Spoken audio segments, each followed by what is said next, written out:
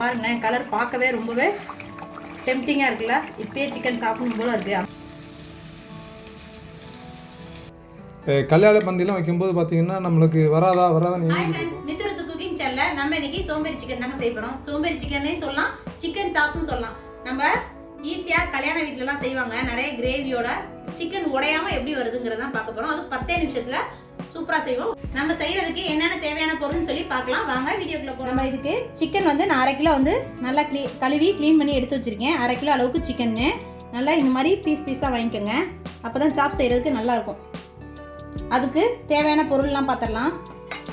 பூண்டு நான் 50 கிராம் அளவுக்கு பூண்டு எடுத்திருக்கேன். அதை நல்லா நைஸாக பேஸ்ட் மாதிரி அரைச்சிருக்கேன் இந்த அளவுக்கு.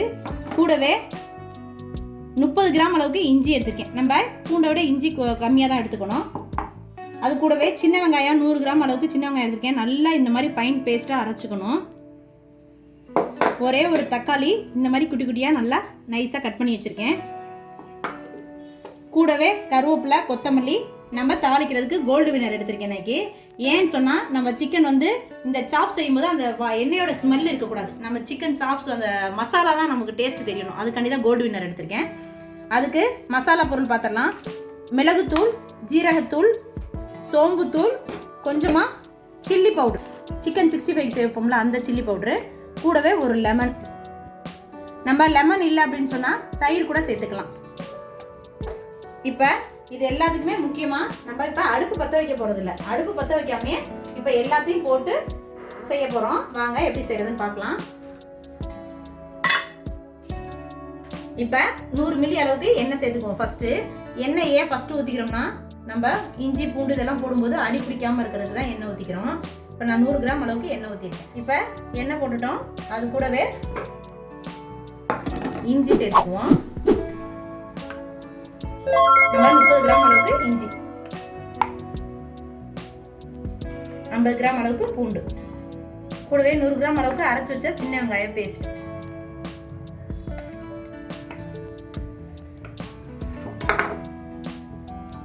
வந்து கட் பண்ணி வச்சிருக்க தக்காளி, கூடவே ஒரு கொத்து அளவுக்கு கருவேப்பிலை. நம்ம கொத்தமல்லி வந்து ஃபர்ஸ்ட் கொஞ்சமா தான் போட்டுக்க போறோம். மிச்சத்தை சிக்கன் கடைசியா கிரேவிக்கு போட்டுக்க போறோம்.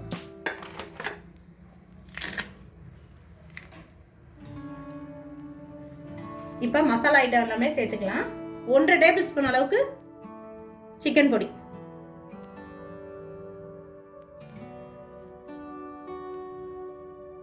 1 டேபிள் ஸ்பூன் அளவுக்கு சோம்புத்தூள்,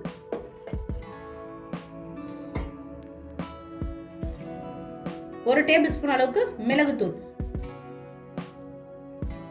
நம்ம மிளகுத்தூளும் இந்த சிக்கன் பொடி எடுக்கும்போது கலர் வந்து நல்லா எடுத்து கொடுக்கும். அதுக்காண்டி தான் நம்ம சிக்கன் பொடி சேர்த்துக்கிறோம். கூடவே 1 டேபிள் ஸ்பூன் அளவுக்கு ஜீரகத்தூள், அதையும் சேர்த்துக்கணும். எலுமிச்சம்பழம் 1 பழம் ஊற்றிக்கிட்டா போதும். நம்ம 1 பழம் லெமன் ஊற்றிக்கிற போது சிக்கன் வந்து நல்லா சாஃப்ட் ஆகும். அதுக்காண்டி தான் வந்து லெமன் புழிஞ்சுக்கிறோம். இப்போ நம்ம லெமன் இல்லை அப்படின்னா தயிர் வந்து 1 லெமன் ஊற்றுற புளிப்பு தன்மைக்கும் 100 கிராம் அளவுக்கு தயிர் ஊற்றிக்கணும். நான் இன்னைக்கு மீடியம் சைஸ் அளவுக்கு தான் லெமன் எடுத்திருக்கேன். இப்போ லெமனும் ஊற்றியாச்சு. இப்போ எதுக்குமே நம்ம வந்து அடுப்பு பற்ற வைக்கல. இப்போ தான் வந்து அடுப்பு பற்ற வைக்க போகிறோம். இப்போ அடுப்பு பற்ற வச்சுக்கலாம்.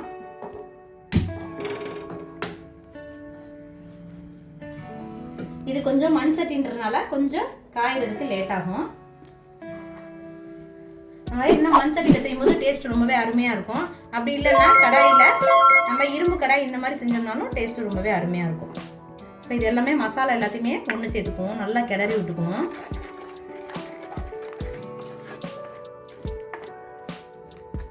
இப்போ மசாலா எல்லாமே நல்லா ஒன்று சேர்த்தாச்சு.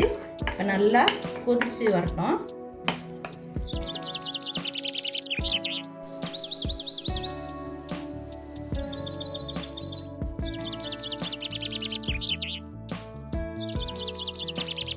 பாருங்க நல்லா சூடாயிடுச்சு. இப்போ இதை கிண்டிகிட்டே இருக்கணும் இப்படி லைட்டாக மசாலா. ஏன்னா நம்ம இஞ்சி பூண்டு சேர்த்துக்கனால அடியில் உட்கார பார்ப்போம். இந்த ஸ்டேஜில் நம்ம உட்காராமல் இருக்கிறதுக்கு ஒரு 100 மில்லி அளவுக்கு மட்டும் தண்ணி சேர்த்துக்குவோம். இப்போ நான் வெங்காயம் அரைச்சி அந்த மிக்சி ஜார்லேருந்து தண்ணி மட்டும் எடுத்துக்கிட்டேன். இப்போ நம்ம 1/2 கிலோ சிக்கன்னால 100 மில்லி அளவுக்கு தண்ணி ரொம்ப சேர்க்கவில்லை, தேவையில்லை. ஏன்னா சிக்கன்லேயே வந்து தண்ணி நமக்கு விடும், அதனால் ரொம்ப தண்ணி சேர்க்க தேவையில்லை. இப்போ இது நல்லா மசாலா வாசம் போய் எண்ணெயெல்லாம் நல்லா பிரிஞ்சு வரும். அந்த ஸ்டேஜில் தான் நம்ம வந்து சிக்கனை தூக்கி போட போகிறோம். இப்போ அது வரைக்கும் நல்லா கொதிக்கட்டும். இப்போ மசாலா நல்லா கொதி வருது பாருங்கள். இந்த ஸ்டேஜில் நம்ம உப்பு எடுத்துக்குவோம். இப்போ ஃபுல்லாக போட வேண்டியதில்லை, ஒரு அரை பதத்துக்கு உப்பு இப்போ சேர்த்துக்குவோம். அதுக்கப்புறம் சிக்கன் போடும்போது நம்ம மறுபடியும் கொஞ்சம் உப்பு சேர்த்துக்கலாம் பார்த்துக்கிட்டு. இப்போ மசாலா உப்பு போட்டோன்னே நல்லா மசாலாவை கிளறி விட்டுக்குவோம்.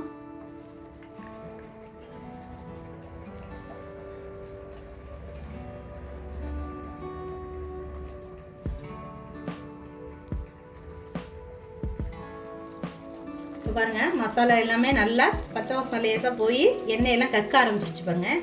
இந்த ஸ்டேஜில் நம்ம கழுவி க்ளீன் பண்ணி வச்சுருக்க சிக்கனை அதோடு சேர்த்துக்குவோம்.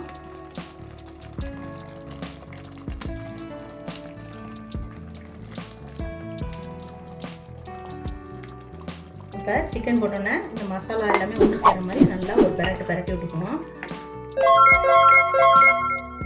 இது ரொம்பவே ஈஸியாக பேச்சுலர்லாம் பசங்கள்லாம் டக்குன்னு சிக்கன் எடுத்துகிட்டு வந்தோமா இது மாதிரி மசாலா எல்லாமே ஒன்று சேர்த்து டக்குன்னு போட்டோம்னா 5 நிமிஷத்தில் வெந்துடும். 5லேருந்து ஒரு 8 நிமிஷத்தில் நல்லா வெந்துடும்.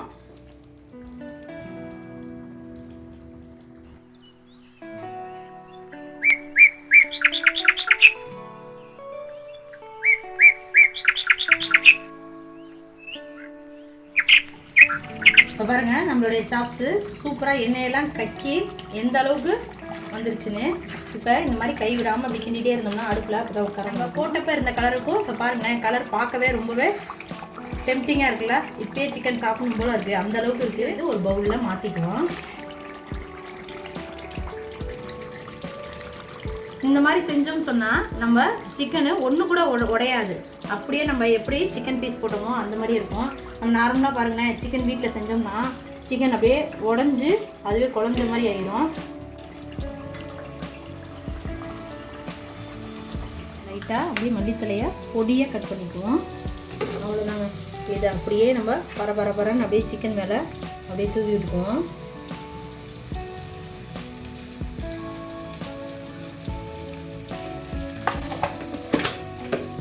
சிக்கனை டேஸ்ட் பண்ணி பார்ப்போம். பாருங்கள் பீஸு கொஞ்சம் கூட உடையாமல் நல்லா சூப்பராக அப்படியே வந்திருக்கு. இந்த சிக்கன் அப்படியே டேஸ்ட் பண்ணி சொல்லுங்கண்ணே எப்படி இருக்குன்னு சொல்லி. கறியை சூப் பண்ணி சாப்பிடும்போது அந்த ஒரு காரச்சுவையும் அந்த எலுமிச்சம்பழத்தோடைய லேசான புளிப்புச்சுவையும் அவ்வளோ அலாதியாக இருக்குது. ஸ்டார் ஹோட்டலில் சாப்பிட்ட ஃபீல் கொடுக்குது. உள்ளே சாப்பிடும்போதே வந்து எச்சில் ஊறிட்டுருக்கு. கல்யாண பந்திலாம் வைக்கும்போது பார்த்திங்கன்னா நம்மளுக்கு வராதான்னு ஏங்கிக்கிட்டு இருப்போம். அந்த மாதிரி ஒரு சிக்கன் நம்ம வீட்டில் செஞ்சுருக்குங்கும்போது ரொம்ப சந்தோஷப்படுவோம். இந்த மாதிரி நீங்களும் செஞ்சு பாருங்க. எப்பயுமே செய்கிற சிக்கனோட இந்த வெங்காயம் இதெல்லாம் கடிக்கிற மாதிரி இருக்கும். இது எல்லாமே நம்ம பேஸ்ட்டாக அரைச்சனால அந்த கிரேவியோட டேஸ்ட்டு சூப்பராக இருக்குது. அந்த லெமனோட டேஸ்ட்டும் நல்லாவே தெரியுது. அந்த ஃப்ளேவரு அருமையாக இருக்குங்க. நம்மளுடைய வீடியோ பிடிச்சிருந்துச்சுன்னா லைக் பண்ணுங்கள், ஷேர் பண்ணுங்கள், மறக்காமல் சப்ஸ்கிரைப் பண்ணிடுங்க. பக்கத்தில் இருக்க பெல் ஐகானை கிளிக் பண்ணுங்கள். அப்போ தான் அடுத்தடுத்த வீடியோ உங்களுக்கு நோட்டிஃபிகேஷனாக வரும்.